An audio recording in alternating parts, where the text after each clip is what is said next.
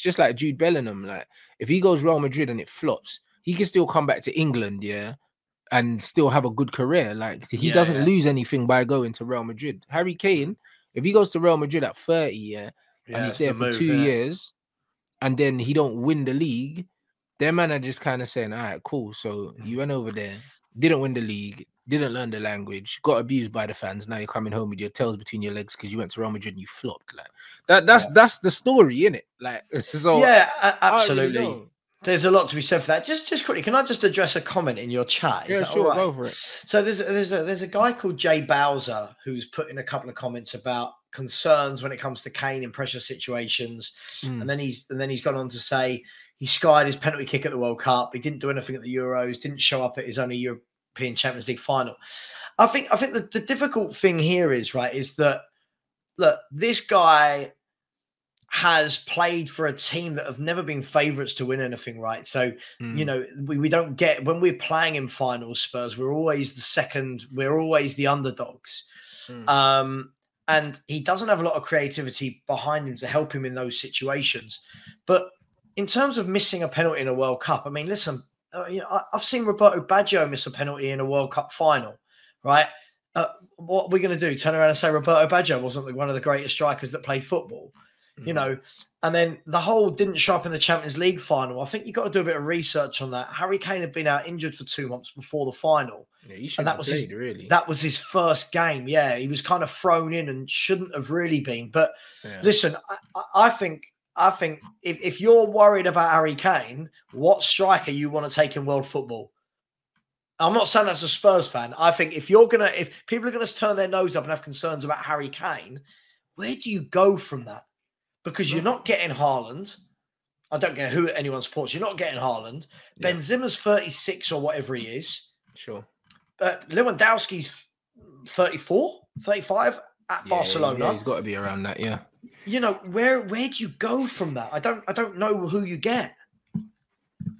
Listen, there isn't a lot of options out here, which is why they're all going to cost an absolute bomb. Absolutely. I mean, you've got, Osimhen? You've got Osimhen cost them 80 odd million anyway, so he's going for 100 million minimum because they're going to make a fat markup on him. Ivan Toney is on a 8-month ban or something like that, so teams are probably not going to touch him until he comes back. Do you know what I mean? Who else have you got? Like Ramos. In England, I was going to say you've got that. Is it Ramos? I always get the Portuguese clubs mixed up. Benfica. At Benfica. But again, has he ever had that year? You know, is he worth that 100 million? I don't know. But I mean, people are saying Vlahovic. But even Vlahovic, yeah, people talk about his injury record, and also like he's hardly setting the place on fire in Serie A. Like, do you know what I mean? Like, he's not. Like, when I see him, he looks like a good player, but you talk about consistently high level performances and stuff like that. Sometimes I see him, he looks good. Sometimes I see him, he looks shit. Like, do you know what I mean? Like, are you going to spend upwards of 100 million? Because don't get it twisted. There's none of these top strikers are costing less than 100 million euros. Like, what's his name? Nunez was 100 million euros at Liverpool, and he's out of favor. Like, that is the going rate now for guys that are putting the ball in the net. 100 million euros. Yeah, like, that's it. Like, that's and there's not many of them. There's not. I mean, like for years, someone's mentioned Lautaro Martinez, another one who's been linked away from Inter Milan for years now, and it's never really materialized. See, I like Martinez as a goal scorer, I really do, but I think he definitely needs to play in a team where he is being set up and it's put on a plate for him. So it all depends on what club you are, what you want that striker to do, because not many strikers just score goals now. Do you know what I mean? Yeah, most of them are link men. They're not finishers anymore. Right. When we were growing up, people just put the ball in there, didn't they? They didn't have to do anything else. Yep. So yeah, I think there's a real, shortage of centre forwards. So it's going to be really, really interesting to see the merry-go-round. Like, because you're now in the territory after that of players like Ollie Watkins, who he's okay. He's a purple patch player, right? He has good spells, but Ollie Watkins, Calvert-Lewin, you know what I mean? And then flipping Callum Wilson, like them kind of stuff. Yeah, and Callum Wilson's what, 30, 31, and and then behind that, see, a promising player up and coming, but nowhere near that level yet, is Ferguson of Brighton. He looks like he's got some good attributes, so he's one to keep an eye on. But there's Mitrovic. I don't know, where'd you go? Where'd you get your forwards from? You don't. Like that. That's just what it is. You don't. Exactly. I'd rather play without one than sign any of them. And that's just what it is. So yeah, the game's in a weird place where it's kind of like in that centre forward position now. It's hard to get someone that scores goals. They're usually just facilitators now for the other players, isn't it? Yeah. Yeah, like a Bobby Firmino, who apparently Real Madrid are looking at as a backup option. But again, lovely player, lots of quality. You're not putting a bet on him to get 20 goals a year, are you? That's your link-up guy. You'd be happy with 10, do you know what I mean? Like, you're probably not even going to get 10 from him. Yeah. So, yeah. It's a struggle, man. I think it's a real struggle, and I don't know what's happened, but it will come again. It will come again. There'll be strikers that come through ranks and play, but at the moment, and then someone's mentioned Julian Alvarez there. You think Man City have got the beast that is Haaland, and then the backup is a World Cup, Premier League winning, possibly Champions League winning Argentinian 21-year-old or whatever. Yeah, some fucking wonder kid, innit? Like some joke. Absolute joke, innit? Like, but he'll get his chance though. Do you know what I mean? And that's the thing. But Pep's got both of them. Like, it's wild, innit? And that's where good scouting gets you, innit? Absolutely. That's the key thing for me. What a lot of these clubs need to get better at, and trust me, being a Spurs fan, I know about this, is finding these gems, finding them early on. And, some strikers, they don't hit their peak to their 23, 24, 25. Facts. And that's all right.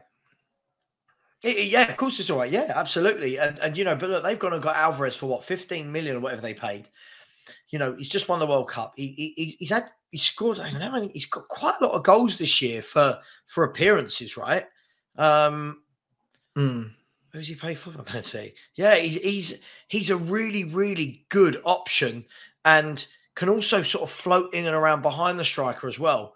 Yeah, I mean, this year he's got 9 goals in 31 in the league. Yeah, which how many of them are starts? Do you know what I mean? They're probably all off the bench, or most of them.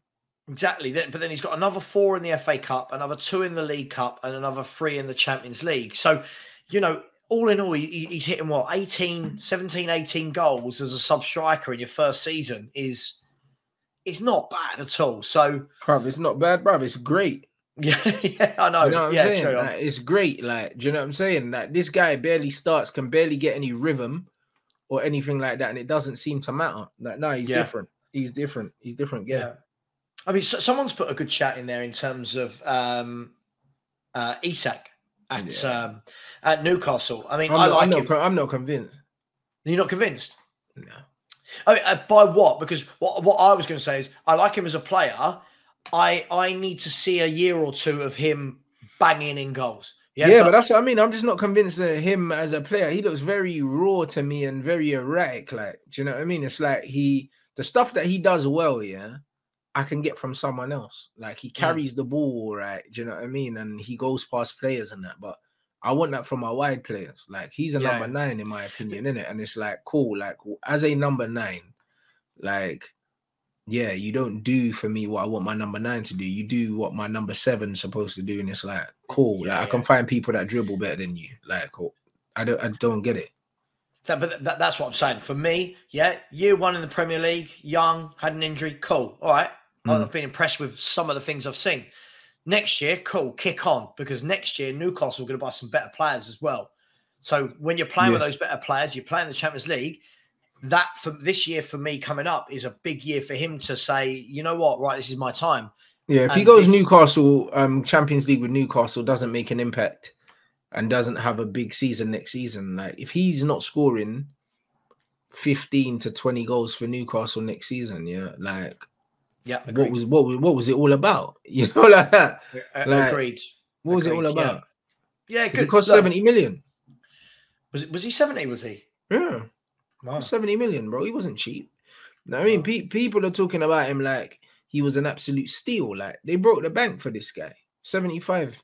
So, like, come on, man. They broke the bank for this guy. So, like, the little glimpses of performances that he's showing us, that's the bare minimum he should be doing for what he costs. Yeah. Yeah, look, again, talented player, but as a you know me, I don't rave about players until I've seen it consistently.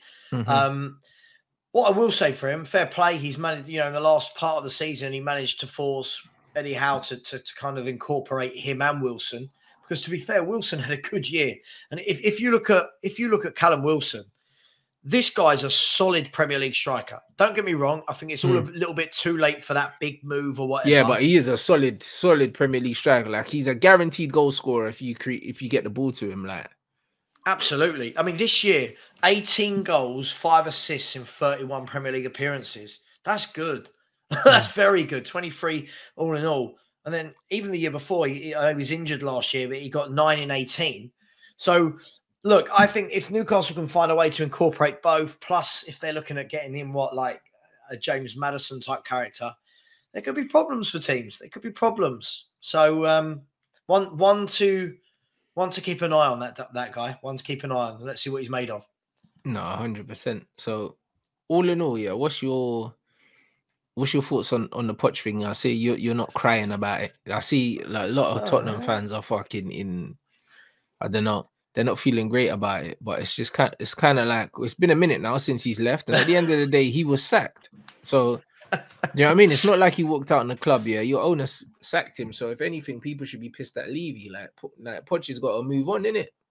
Do you know what? Since Pochettino's been Spurs manager, I have moved job, met a girl, got married, and we bought a new house together in the space of the 4 years that he's gone. Him going to Chelsea means absolutely nothing to me. Look, first and foremost, I feel everyone's so emotionally attached to footballers and managers these days. Like, you're, Rants, we're similar age, right? I think you're a bit younger than me, but similar age. Yeah. You've seen players come, players go. Managers come, managers go, right? Spurs don't have ownership of Pochettino. And I know Spurs fans want to create this rivalry with, oh my God, but Chelsea are the enemy and he should never go there. He loved us. Come on. This is a manager that is sitting around unemployed. The Chelsea job comes up with all those young players, with Nkunku coming in. He would have had the chat to say, yeah, I want a Ugarte and a goalie and a striker. Why would he not go there? Why would it? By the way, someone in the chat, I didn't get married to move on from Pochettino, by the way. That's not what I said. Yeah, that's not what. But no, I hear you though. Like, hey, listen. Yeah, I popped the question because Pochettino left. I needed something to film. No, look, Pochettino was a good manager for Spurs, right? A good manager for Spurs. I'm not gonna go crazy and singing and dancing and look. It would be horrible if he left Spurs to go to Chelsea, right? That would be horrible. But since he's left us, he's had a couple of years at PSG. He's had like a year and a half without managing in between. I don't care. Let him go there, do his thing. I'm sure he'll do well there. But I'm seeing things on Twitter today. I'm not on Twitter, but I get sent all these links. There's people burning their Pochettino book, like the biography of Pochettino, calling him a traitor and you should never have been at this club. And I'm like, wow, like there's some emotional problems with inside people, right? Let it go. So, hey, but that's good, it. If you're good looking appointment at it, for them. If you're looking at it, yeah, like balanced as you should. Bruv, look at the project at Chelsea. Like, why would he not want that? Do you know what I'm saying? Like, they're a club that's shown that they're willing to spend obscene amounts of money. Yeah, something that, and also because of how it's set up there as well. Like, you have a feeling that he's gonna have some sort of say in the players that come in, maybe a little bit, well, more than PSG, because at PSG you don't have any. Do you know what I mean? And at Spurs you don't really have any either. So he's probably gonna get a bit more say in who comes in. He's gonna have a lot more money to spend because PSG, don't spend a lot of money. Like, apart from obviously what they spent on Mbappe and Neymar, when you actually look at how much money they spend on players, they're buying fucking second, third rate players, man. Do you know what I mean? Like, PSG's recruitment has been poor this whole time. People think they're going and fucking signing like Idrissa Gay and fucking these kind of players, man. They signed Ander Herrera, and like they've been getting linked with like second rate ballers, bro. Like, that's what PSG do. Like, they spend all their money on their Galacticos, and then they've just got like, you know what I mean, other guys to just kind of just fill gaps and that. Like, no happy medium in the No squad. happy There's medium. yeah, that's it. It's like either they're like top class players, or they're shit in it. Like, there's no in between. So I mean, you got the Danilos and of this world, and that. Like, these guys are scrubs. So when you look at them, they didn't really have like a balanced way of recruiting in it. And he wouldn't have been involved in a lot of these things. So when you look at Chelsea, he's got a young squad, a talented squad, expensive, and the manager, the owner has shown from when he's come in that he's willing to spend a lot of money. So of course Poch is going to be excited by this project, and it's in London.